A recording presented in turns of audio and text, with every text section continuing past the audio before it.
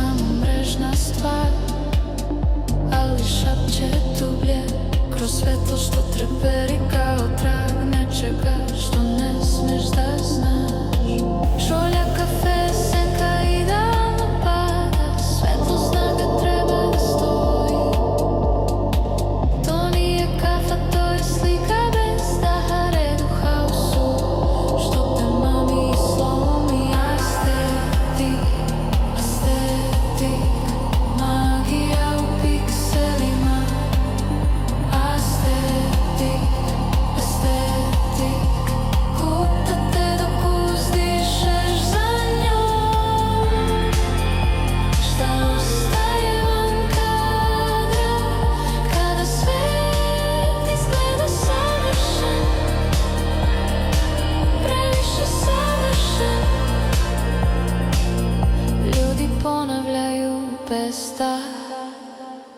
Estetik, još jednom ubeđeni da će reč da ih spasi, da im vrati život u skladan ton.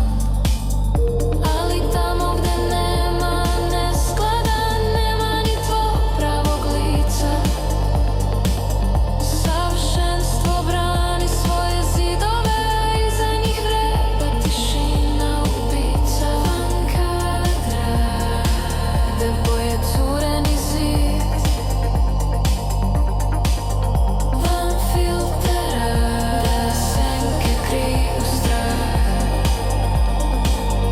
Da li vidiš da si izgubio dok juriš šuplje iz sklad u praznim slikama?